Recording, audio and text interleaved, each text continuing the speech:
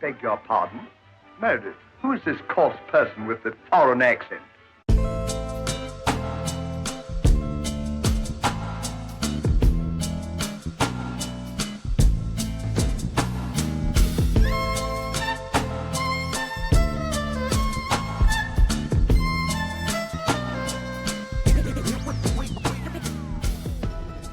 I wish I could see more of your body right now. Their body's talking to me. That phrase has never been uttered before. It's the opposite of that's what she said. Well, so if you send me a gait video, a slow-mo video of how you walk, whoever you are, I can literally read your personality and predict your personality from the way you put one foot in front of the other.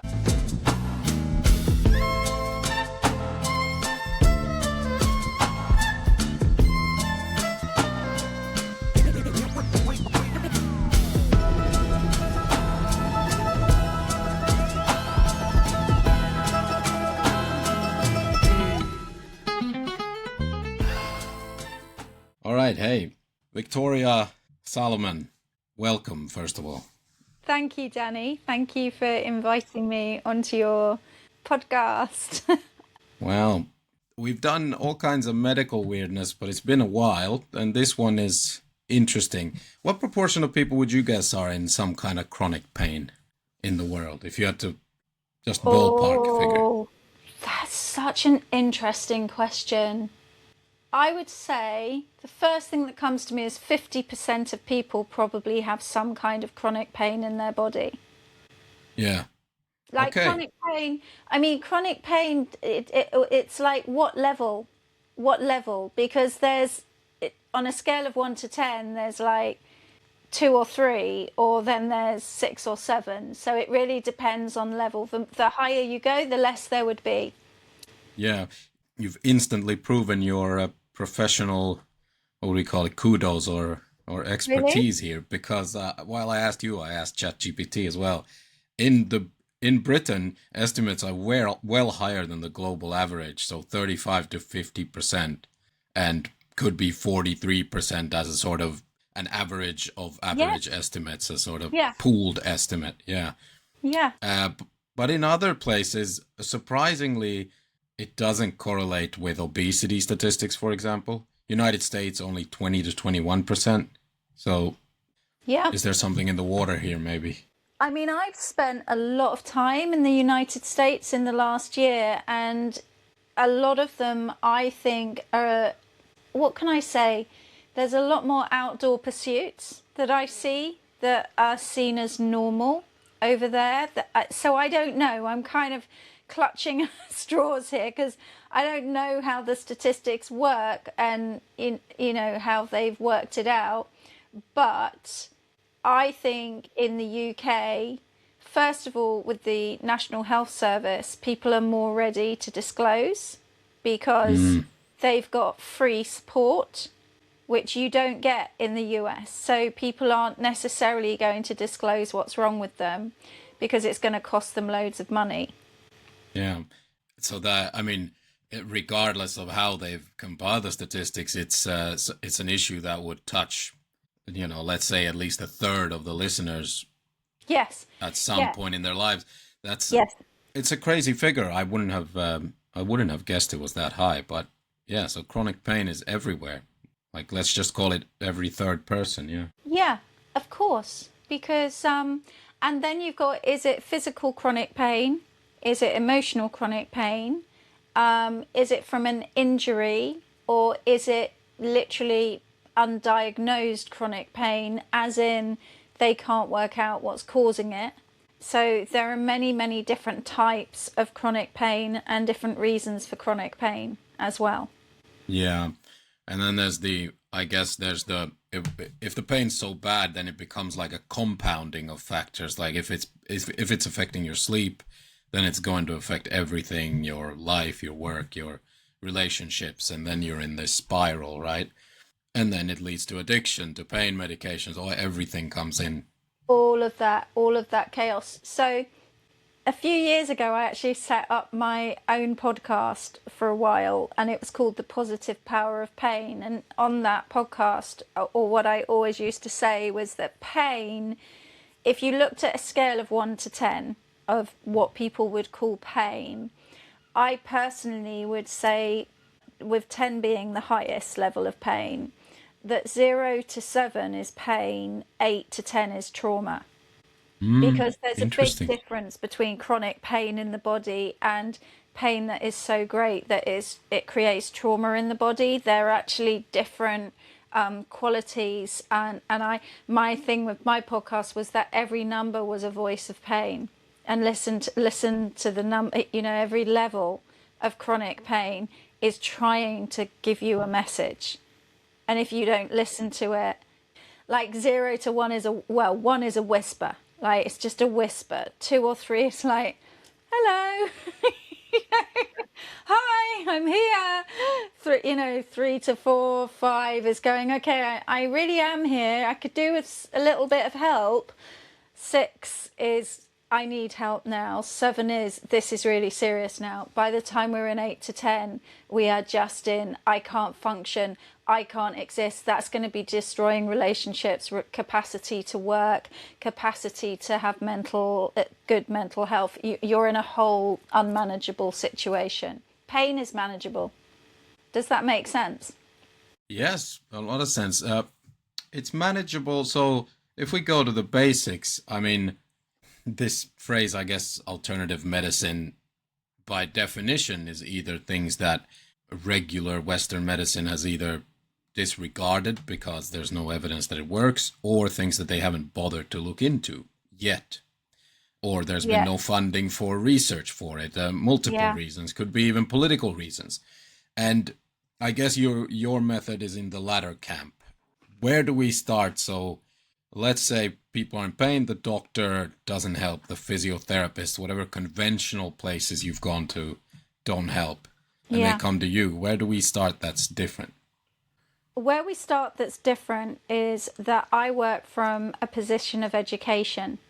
So if you're in pain, more than likely, unless you've been in an accident, which is very likely, or even if you were in an accident, the location of the injury is probably healed if you were in that accident a long time ago. The reason that you're still in pain is because you don't know how to use your body, and you don't know how to reset the correct alignment of your body. So we know that if a car is in an accident and the bodywork gets bashed, you can see it. Yeah. And if it's been bashed in one place, that could have injured another. It could have injured the mechanics, couldn't it? Like, you know, if something's been in a smash, it could knock a few things out, not just what's visible. Would you agree with that? Not just what's obvious. Yeah, of course. Yeah. And what happens is, so people will either be injured or have a repetitive strain because they use their body incorrectly. And we have very, very old school, non-evolved methods of treatment in this country. Like, we're in the UK. I don't know, maybe your listeners are all over the world, but we are in the UK right now. And what's happened is that evolution within treatment has not evolved to a point where we have given the power back to the average human being, that they have the capacity with a little bit of education. And I'm not talking about looking at, checking ChatGPT for symptoms. I'm talking about learning very, very simply how your body works, the mechanics of the body works. So education, every human, I believe, has the power to be the practitioner that they're looking for.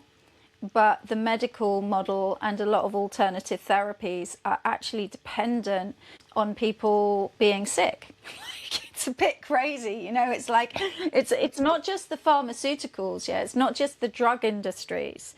If I was dependent on my clinic, and I used to have an extraordinarily busy clinic when I was working one-to-one, if I'm dependent on that human being in pain for me to pay my bills on my mortgage, it's a little bit of a tricky incentive, isn't it, to educate my client or educate clients out of needing me. Now, this is like a whole other thing, but I do believe even with alternative therapies, this is a huge challenge. Whereas if you can move that nowadays and we can evolve into education, not just rehabilitation, but proper education to each human. I mean, my vision is the methodology I teach will be taught to kids in schools one day, you know, because I believe the education, if a child is taught about the mechanics of how their body is designed to move, the way their emotional body sits within those mechanics, so the emotion is the energy in motion, then what I've seen is that, unless of course it's A&E, which is just so important, or, you know, if a woman needs an intervention when she's giving birth, that kind of thing. But if there was more education, yeah, the political side and the business side of the health industry would crash, as would a lot of holistic therapies and alternative medicine. So you're saying a lot of them have these inbuilt incentives to keep people in the pipeline rather than get them healthy and move them out. Yeah. Even with holistic therapies, very few holistic therapies are holistic. Like they're really focusing on one system in the body or one part of the body.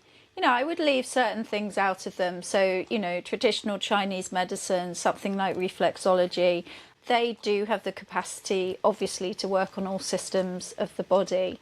But if you're just going to a nutritionist, or if you're just going to a massage therapist, or there are so many other types of body work or whatever, if you're just doing that, but you're not actually getting an understanding of how all of the different systems in the body are designed to have relationships with each other. You know, I always say that the body is like a business. I have this saying, the business of your body is the body of your business, because the body is basically an organization and it has a lot of different departments. And within the medical world, they've kind of separated all those departments. Yeah. So, you know, you might be going to an orthopedic person, you might then go to a GI person, you know, but they're not really talking to each other. Whereas the way I teach, we are getting, you know, we're bringing a human back to education to get all of those systems having a really, really good team day out quite regularly. Okay, I have a real life example here. Okay. Firstly, I guess in defense of the medical profession, we've had some friends of the show who've been on who are in that profession. I guess they just cannot, nobody can humanly, with AI soon they maybe can, but they can't humanly have studied as much specifically about chronic pain when someone comes to them with it as someone who's dedicated their lives to chronic pain.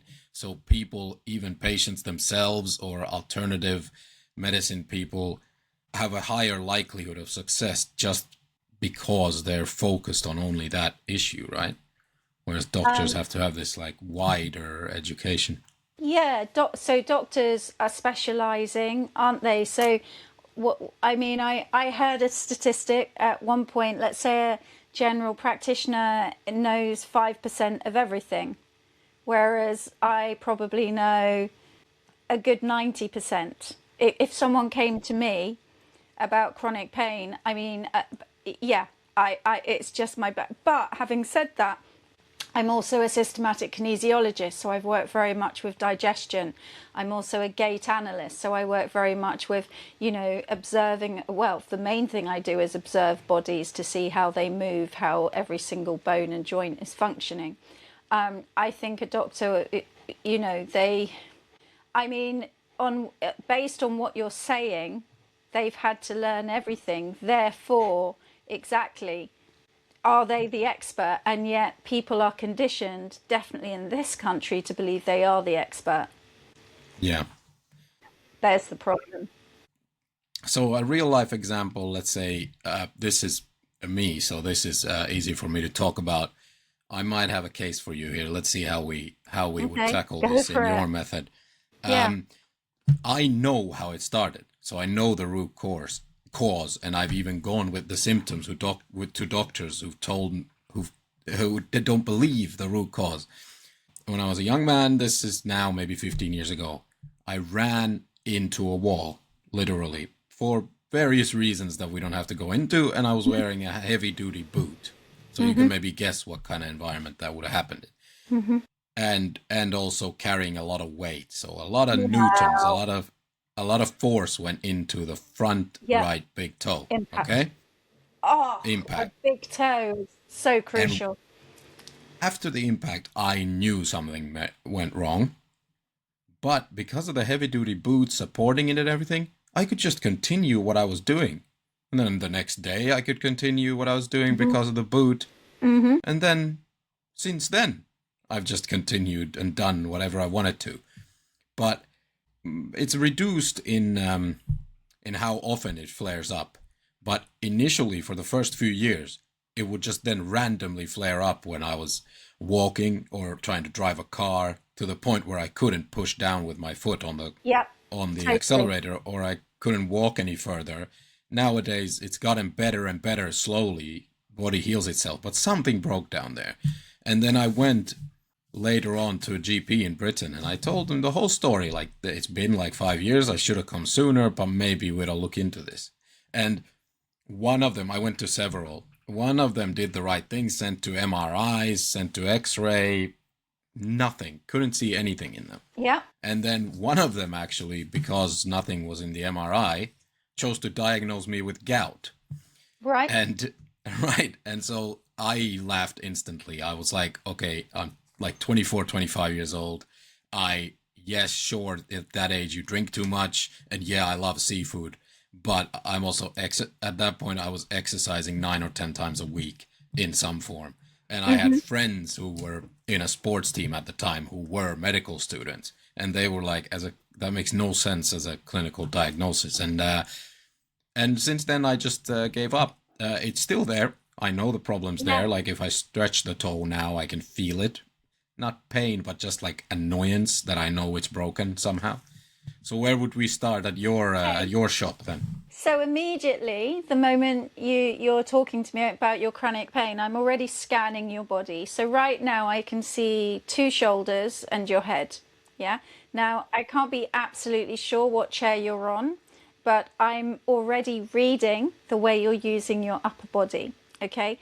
I know what I really need is just to see you walk. Once I can see you walk, I know exactly where your center of mass is hitting your foot. So what happened is you smashed that toe into the wall, but you know, it wasn't just the toe. You have 26 bones and 33 joints in your feet. So there is a lot of room for misalignment. Can you imagine? They all move in 3D. All of those joints pretty much can move backwards and forwards, up and down, and rotate. So you can really times 33 to 99 in terms of every single joint and the mechanics in that foot of what they can do. So the moment I watch how you walk, we always get a slow-mo video of how someone walks.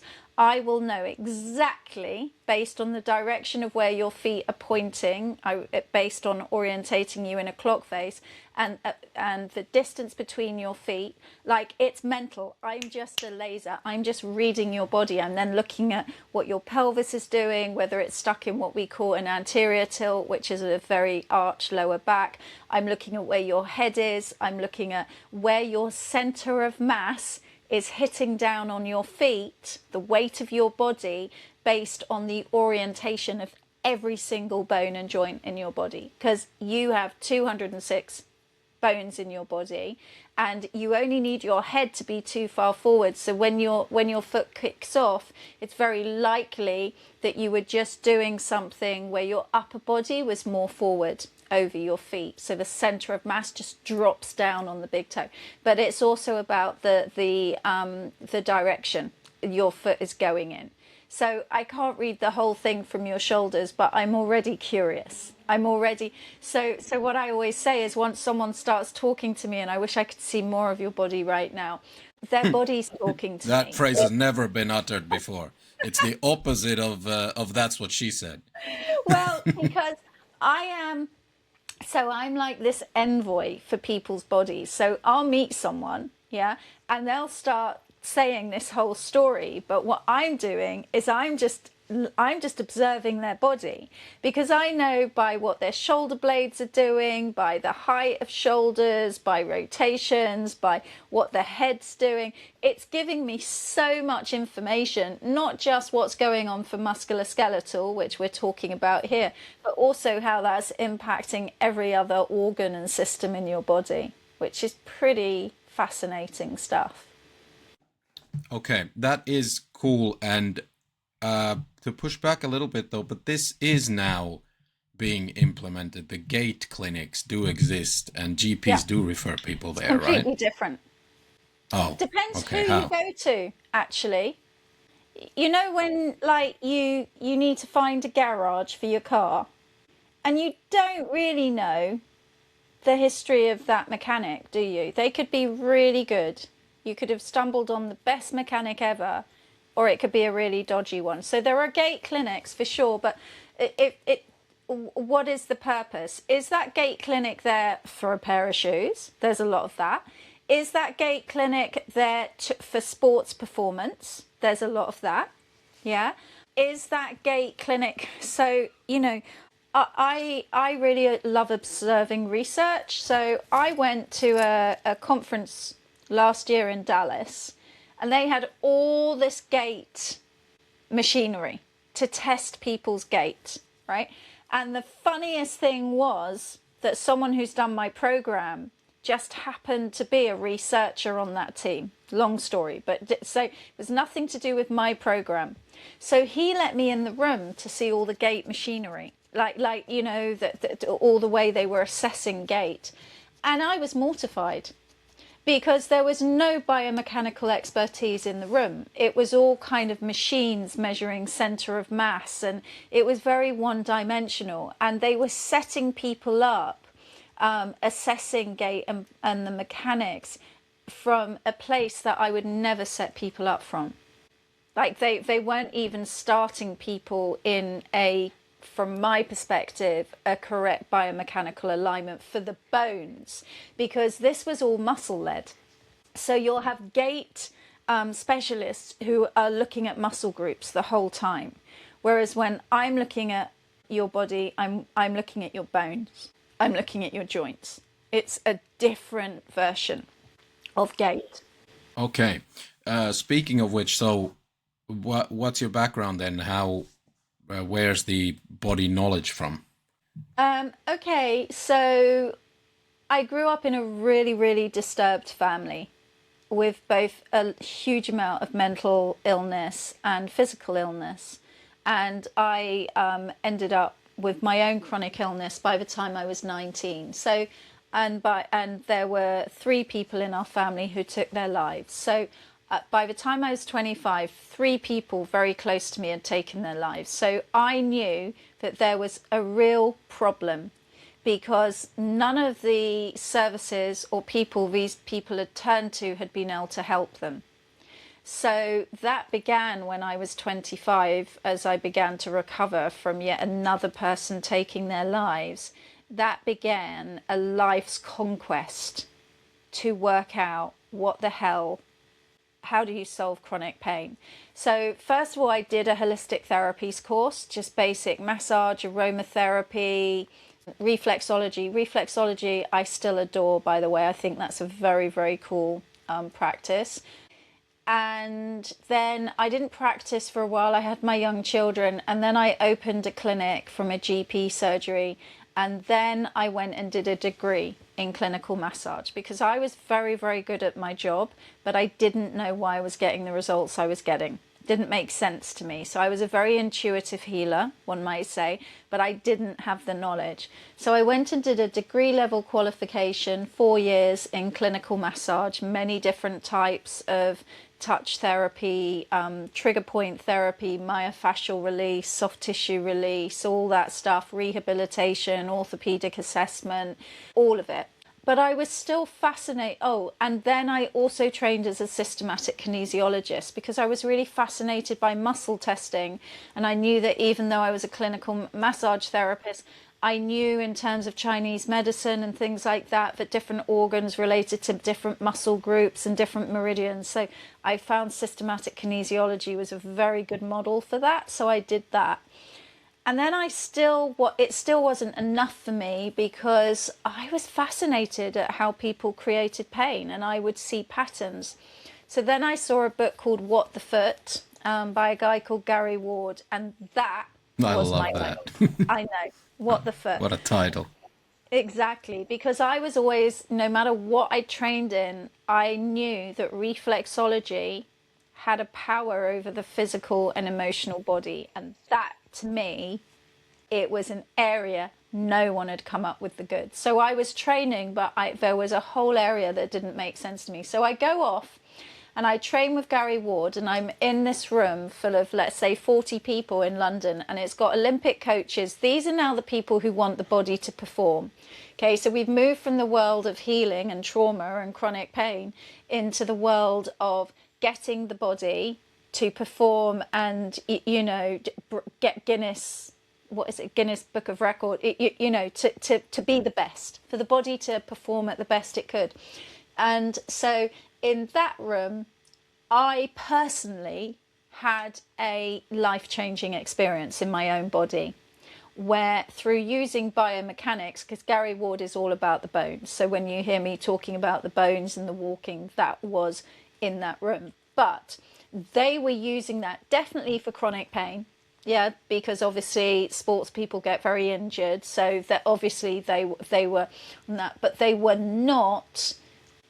None of it was about emotional pain.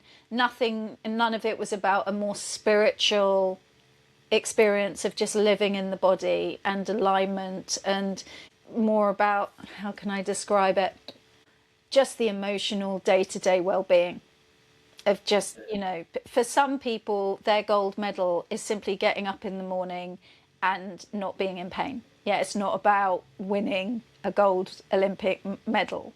And that was more the world I worked in. So then I specialised using a lot of what I learned there, which was really gait analysis on a whole other level. This is no machines. This is like, our skill of reading a body is the machine.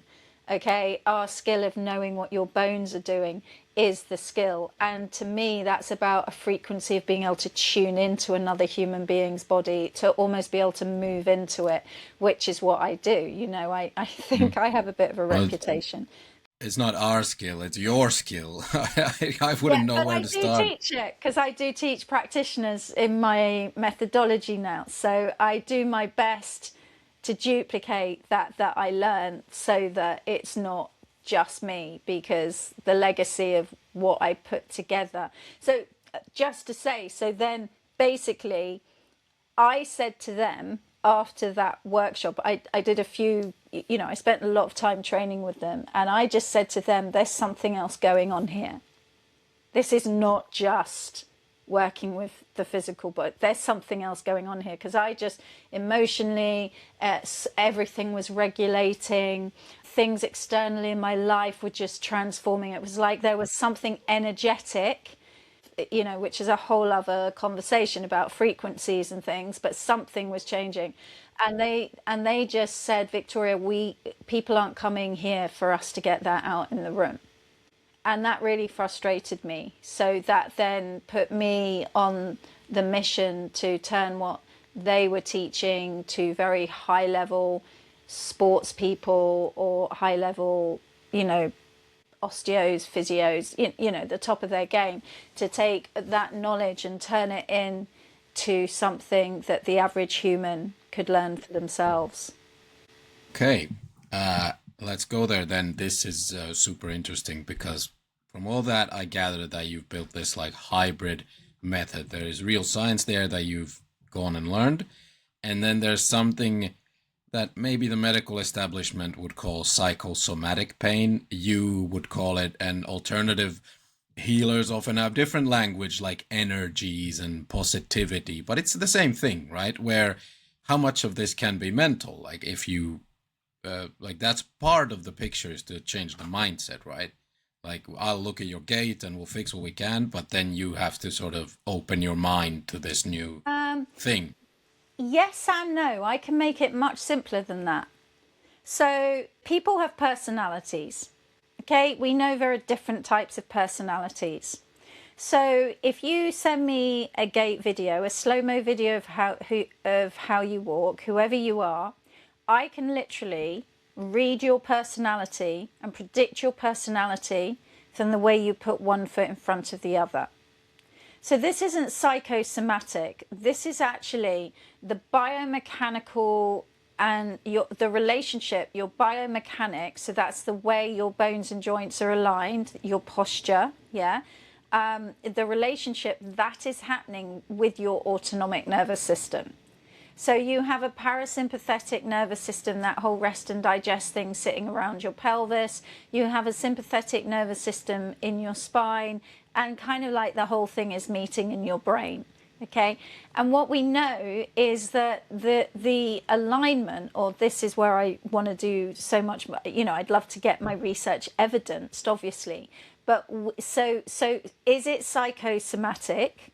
I don't actually think it is. I think it is, well, it kind of is, but not from a people are making it up or making it happen. It is literally, they don't understand that they are stuck in these thought processes or these unconscious habits because of the relationship of the infrastructure and internal scaffolding of their body. Because we know we can take someone in 7 weeks, we can teach them to realign every bone and joint in their body, starting from the feet to the pelvis, to the spine, to the rib cage, to the shoulders, to the neck, to the skull. And in 7 weeks, they will be thinking differently. And they didn't try to think differently. We help them to realign the energy centers in their body. Energy centers not being some like spiritual quirky energy center, but being the very joints in their body which make energy, the hinges of their body. So, Yep. yeah, does that? I know some of this is true, right? Because they Yeah. use this in forensics. They use this Yeah. to train intelligence officers. Yeah. Is look how people walk. You Yes. can read a lot from what they're thinking. So I'm not saying that if we put I don't know, a suicide bomber in a 7-week Gait program, they'll suddenly not want to do what they were doing. But some of it, like you can kind of, I know that there is a connection that has been to some extent proven between how you think and how you walk, I guess, to simplify it. Yeah, and Yeah. and I mean that's a whole other subject in terms of intention and brainwashing and you know, collective consciousness and tribal stuff. That's a whole other conversation. I suppose I'm taking it more from if someone's ill and people are like, oh, it's all in their head or they're creating that. That's a very different thing than being driven by some kind of collective belief or collective Ideology. ideology. That's but even there, I mean, I'd love to do the research on that, on what their bodies are doing. You know, that kind of thing is just fascinating. But generally, if you look at a very extreme person with an ideology, it will show up in their mechanics, the way they move. You know, it will show up somewhere. You'll be able to sniff it. Yeah. Or, I mean, some people will. You and some trained people will be able to at least. That is a really interesting. I mean, I know that, let's say, a totality of factors leads to someone becoming a criminal or an extremist of some sort. And I guess my point is, going through a program like yours or similar, if you get people to walk correctly, you get them to think more confidently and deal with their issues, whether mental or physical, then yes, you are reducing their likelihood of, call it then, reoffending or offending in the first place. Yeah. Because, so what's very interesting is epigenetics. Have you discussed much about epigenetics? Obviously, it's a whole other subject. I'm on a shalom basis with that at best. Yeah.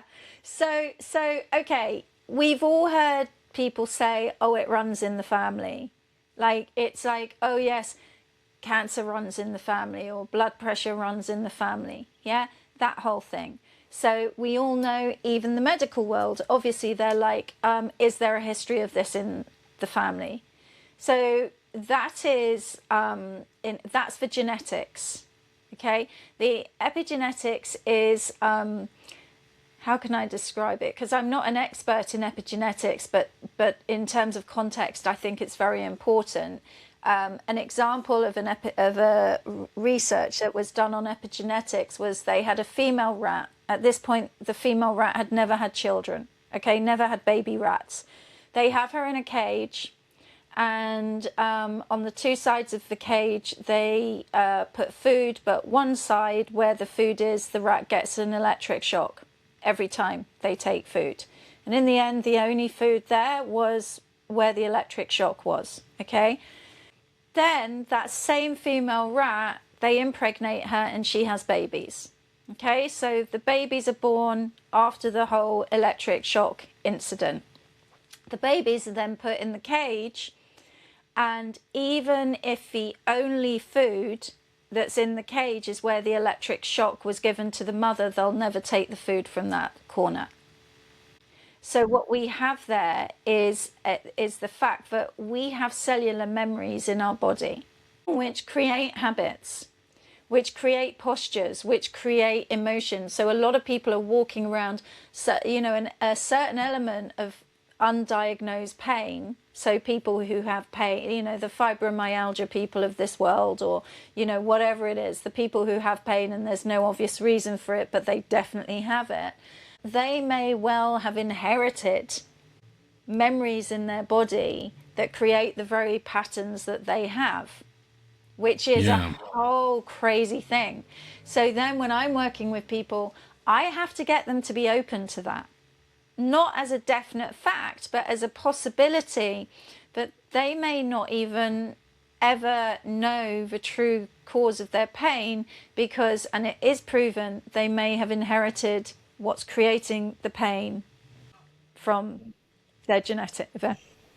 Yeah, and they said, I don't know, I haven't read the paper, but there was a lot of noise about this research a while back, where like victims of genocides or famines or persecution, the second and third generations get fat easier or something like that. Wow. I am paraphrasing heavily. Yeah, but exactly that. So the bodies feel that they must hold on to food. Yeah, they must hold on to energy because they're going to starve. That memory is there. And I think, this is where it gets very, very interesting, because people are living out these stories. I like to call the body a multi-story building. When I'm reviewing a body, I am literally, that body is speaking to me.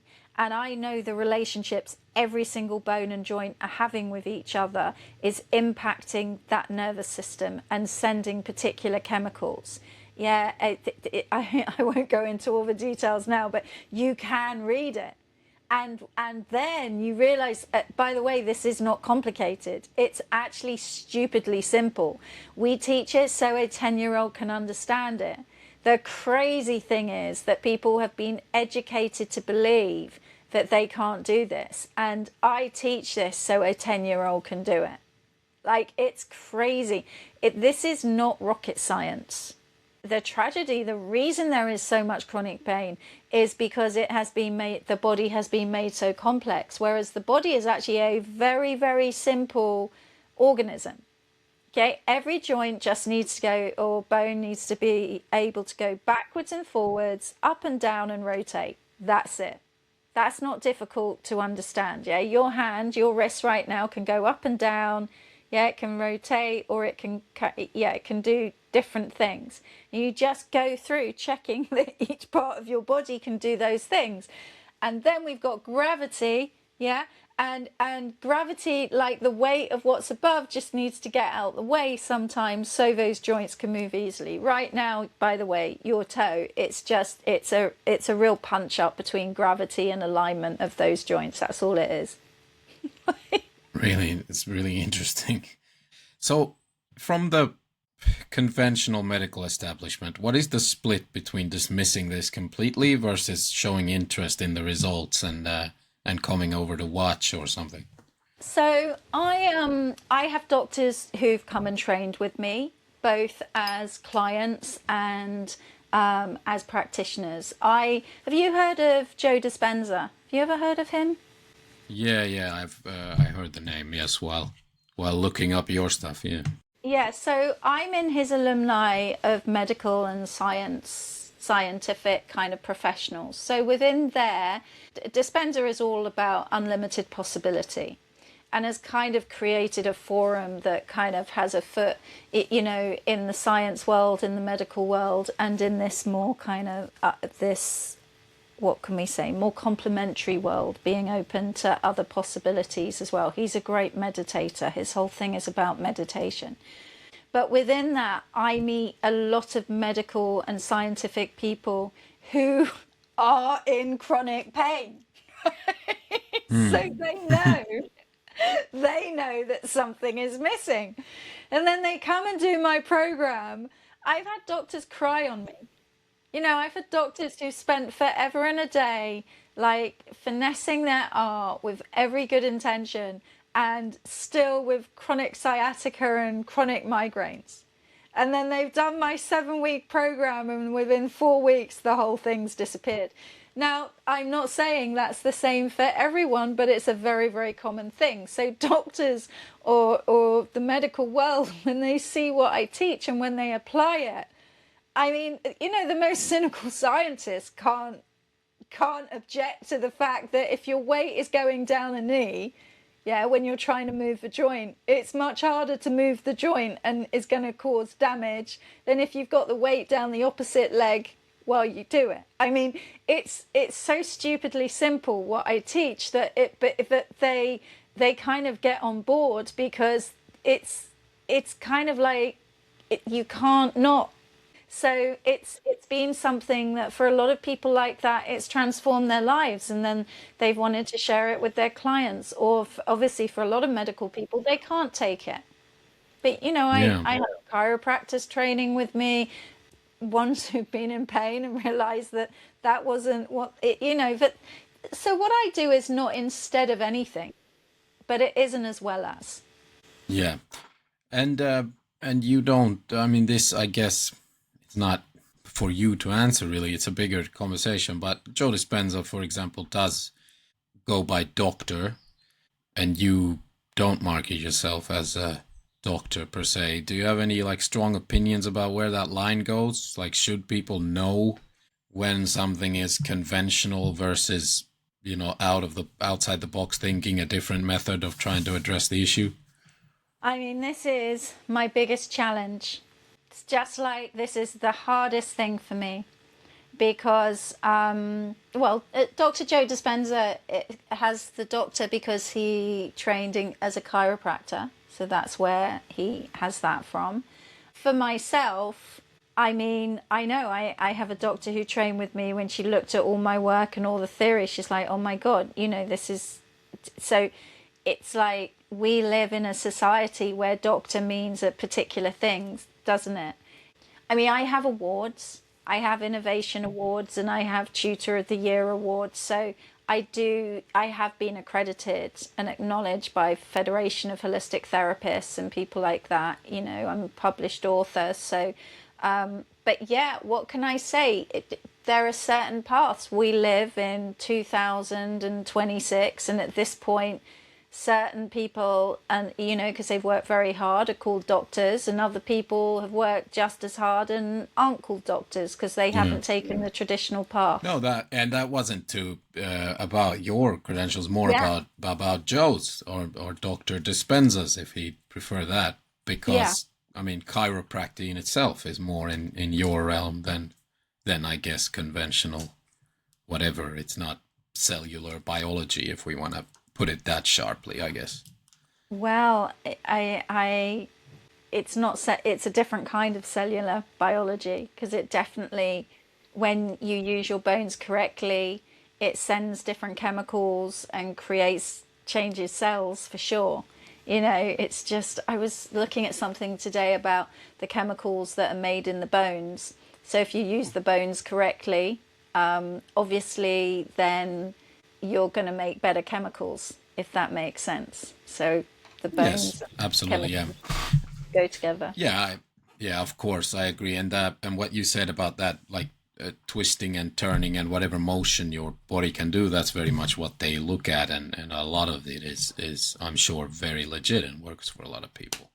And that's why Yeah. it's such a fuzzy line. I'm just wondering what, people's attitudes towards it. Maybe they've changed recently. I guess people are more open now to just like let me go to whatever works for me. Yeah, and osteopathy obviously is a very, very recognized way of working with the body.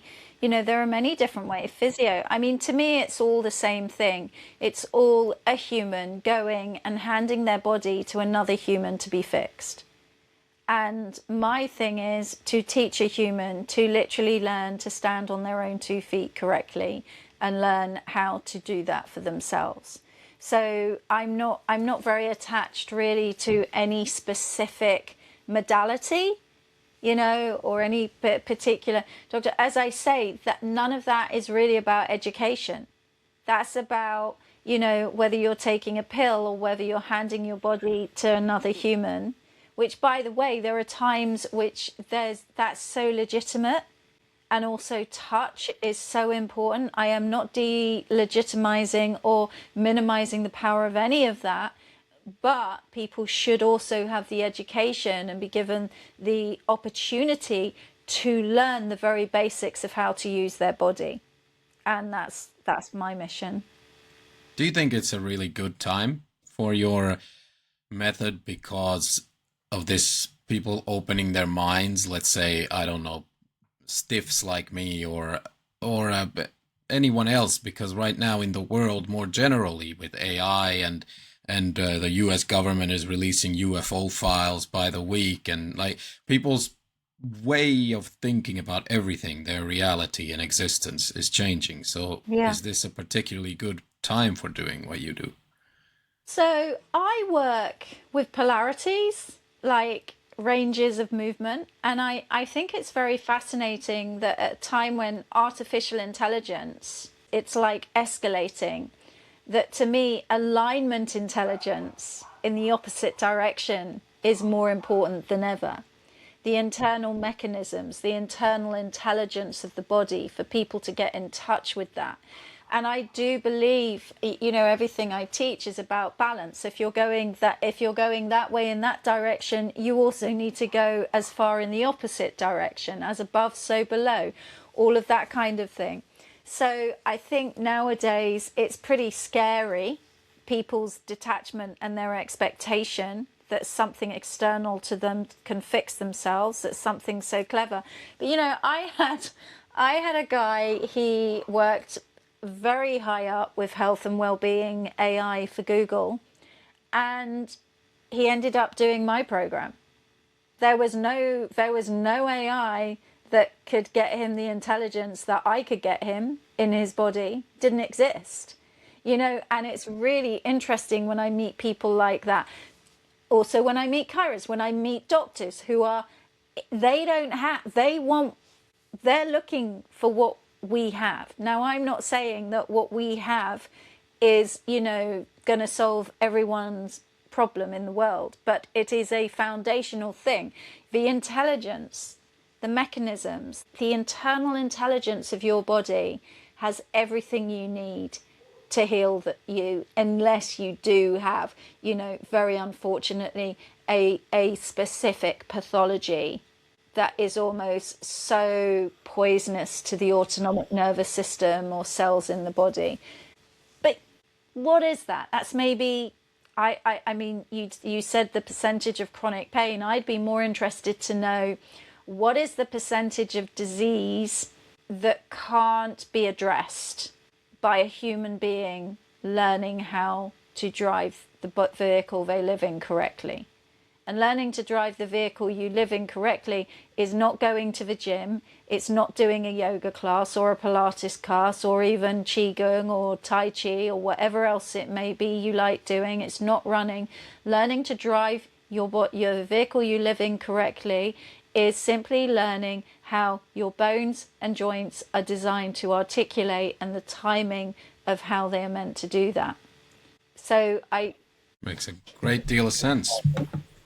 So I was at a conference in America last month, and there was a top guy for AI giving a talk there. And so this conference was called, it's Heart Math. They're all about heart-brain coherence. Beautiful organization. They've been around for a long time. And I was literally sitting there just like, oh God, because all of this stuff about AI and all of this incredible intelligence and you know, I will probably to my dying day be there going, you need to learn your alignment intelligence. You have a power within you that is so extraordinary. You know, when we teach people to realign their body, the enlightenment they feel, that true enlightenment is not a moment in time of spiritual awakening. It is the true learning how to inhabit the body biomechanically. You know, it's like a car. I just basically say, would you ever drive a car without having taken lessons? You just wouldn't, would you?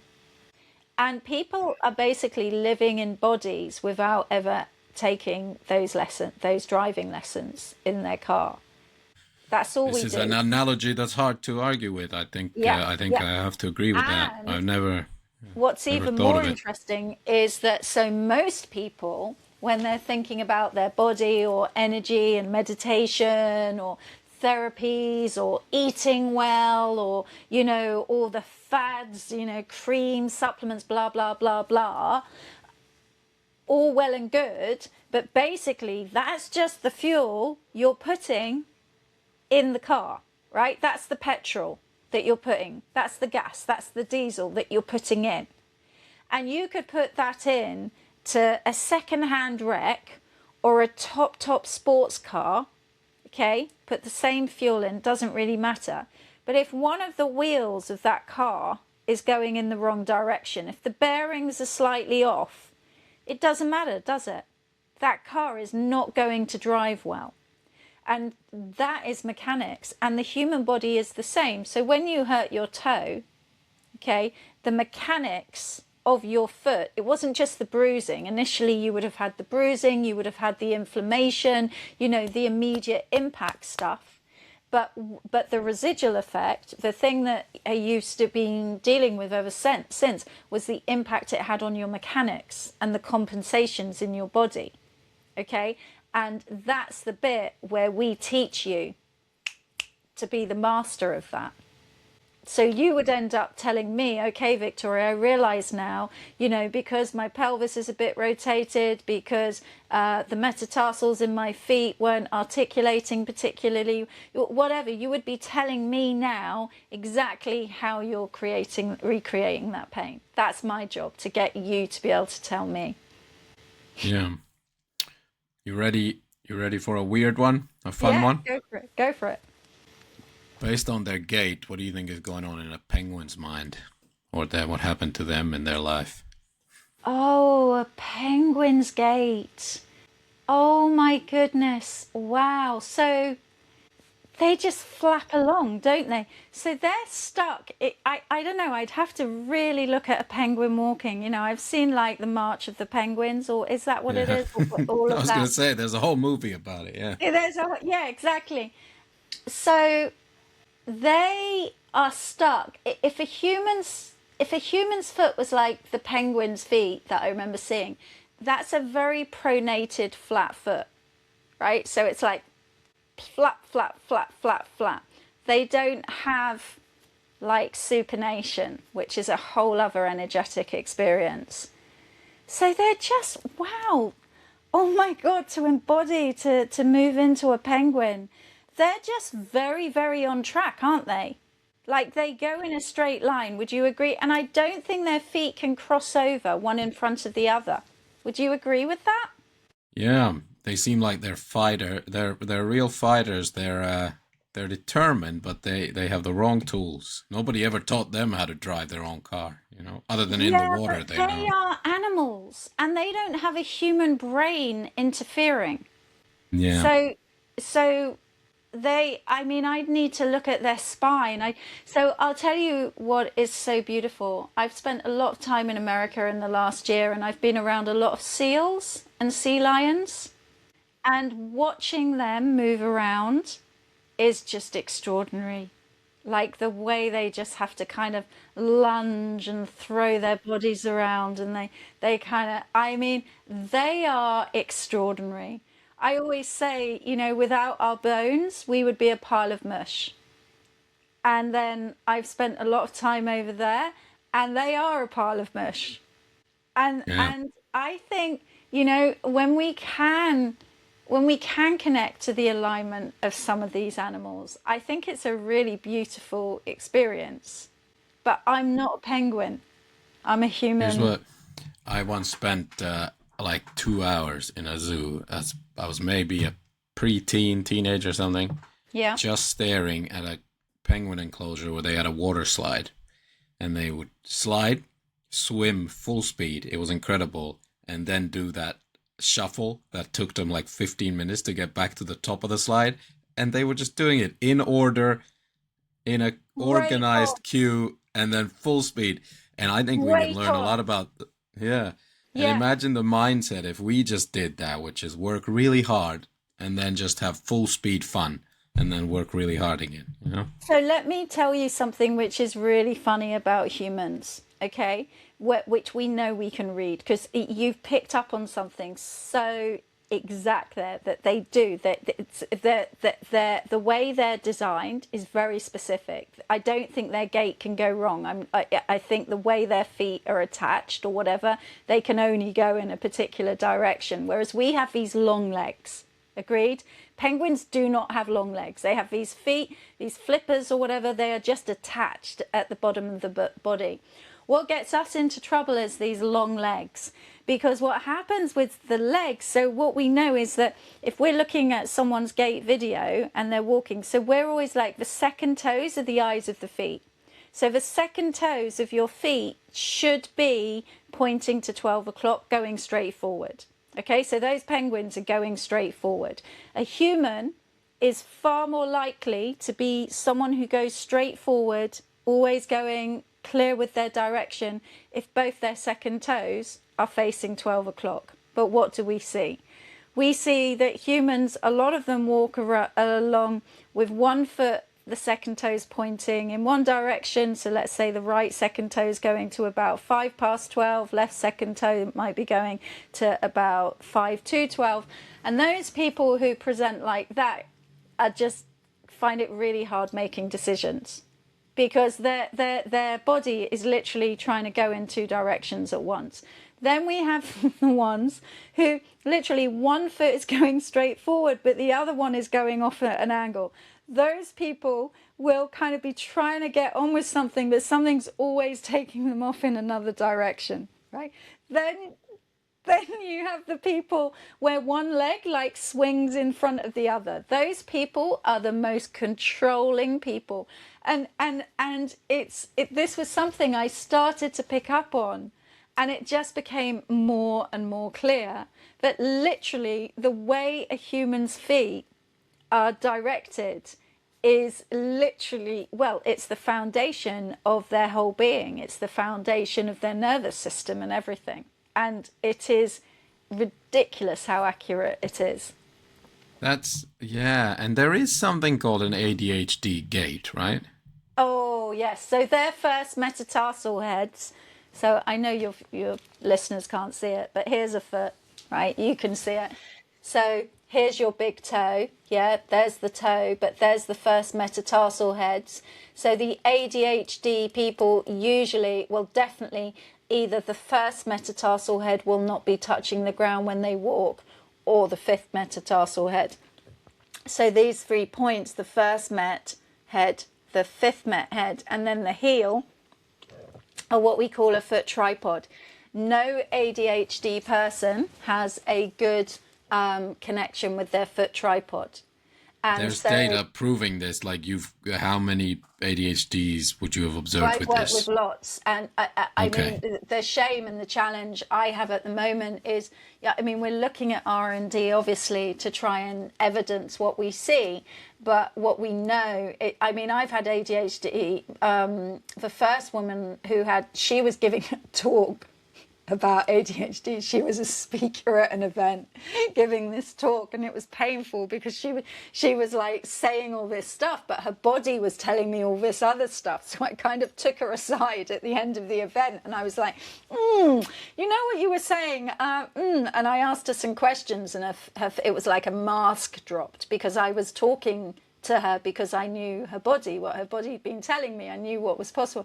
Anyway, within a few weeks of doing our program, she was off her ADHD meds, you know, because once you get the stability, once you get the foundation.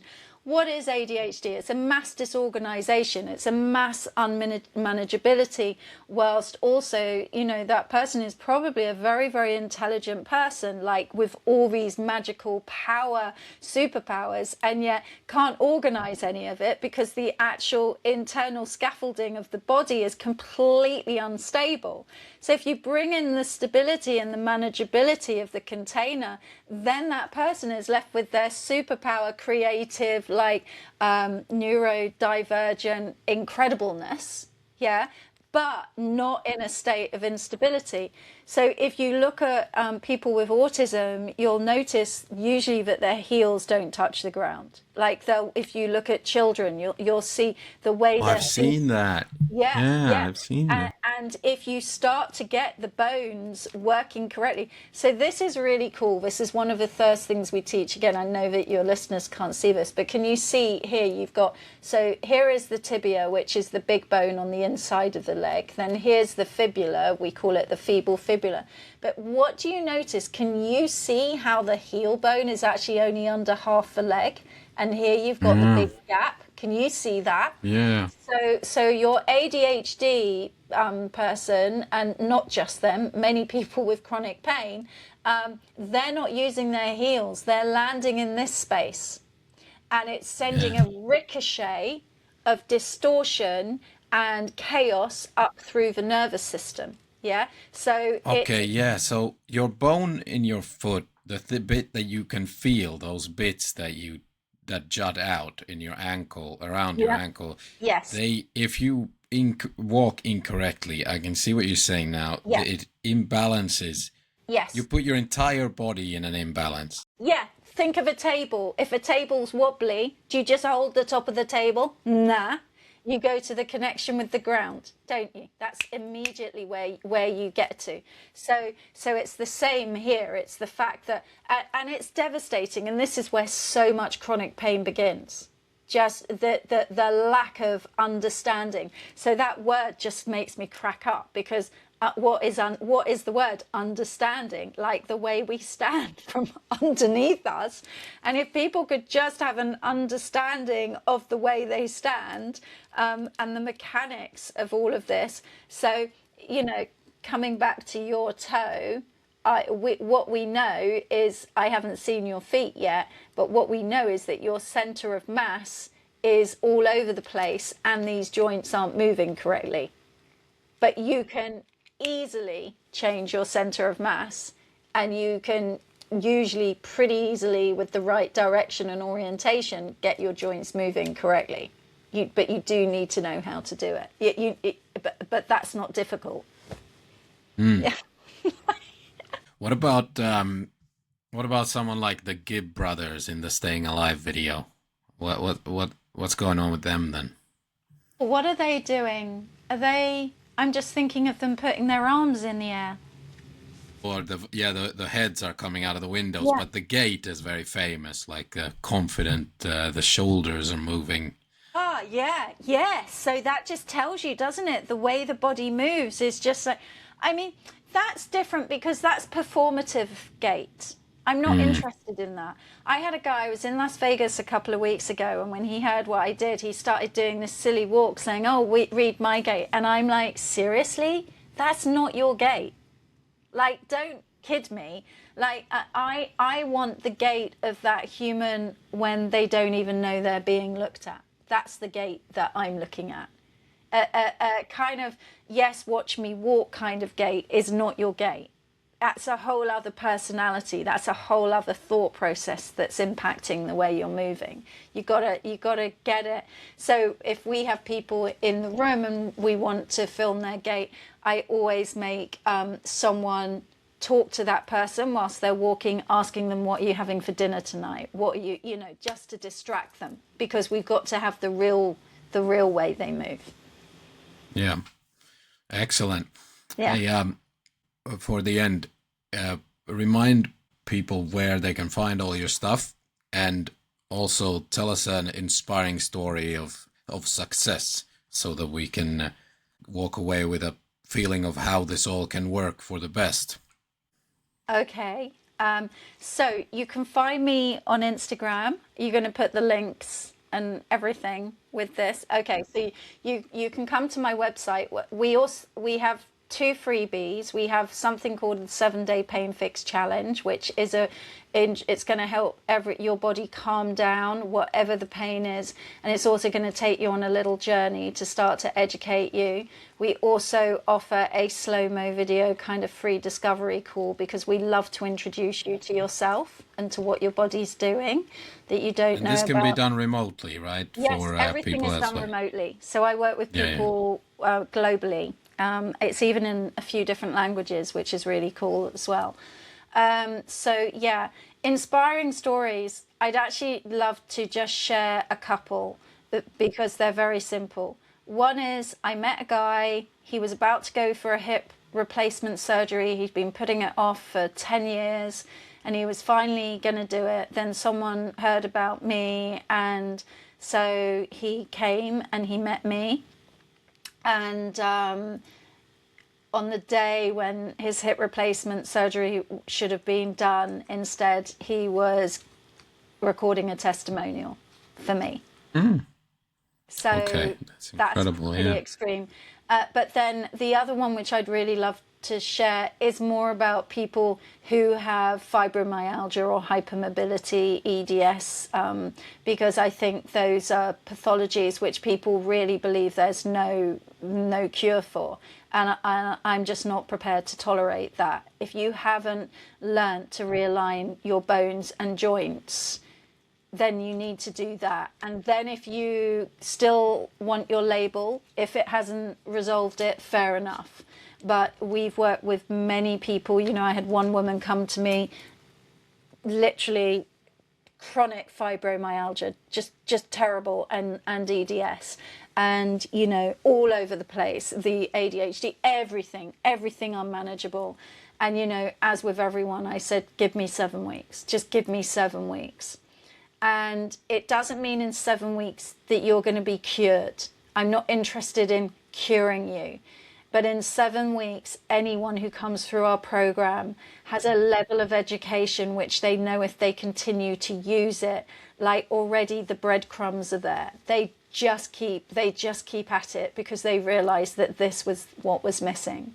And, you know, it's just so sad because they're like, why didn't anyone tell me this? Why did my doctor never show me this? But I think, you know, it's very important. People deserve to be taught how to drive their body mechanically. But obviously it's such a new paradigm that even your listeners here are probably going, yeah, but what does she actually do? What's she actually talking about? And that's why we also have drop-in sessions that people can come along for free sessions to check us out, to actually experience connecting to the power of their bones and how to realign them. Because, you know, yeah. Well, the first thing we'll do is I'll send you a video, slow-mo video of me walking. Let's see where we get. That's maybe amazing. So I'll send I can update the listener as well. What happens with it? Yeah. I will send you the link so you can do it. I can't wait to see the way you walk. To me, like meeting a person is really seeing the way they walk. That's when I really know you. That's another thing that she never said, that lady from the American office never said that, Nobody has ever wanted a video of me walking before. Yeah, well, but that is you. The way you move, that is the way you move through the world. That is the way you put one foot in front of the other every step you take. That is the environment of you. That is every organ, that is every system of you being carried around.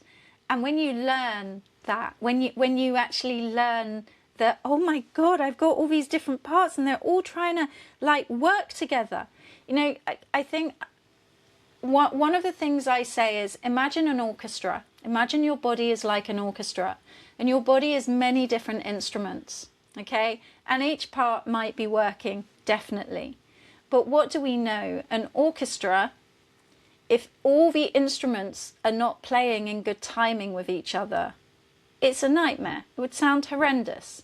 But when you get the timing and the spacing and them working well together, it's a beautiful symphony. And that to me is what the body is like. And my job is just to get a human to get the orchestra of their body playing in perfect timing. And when that happens, it's like you discover you're a whole new person. Beautiful. I look forward to it.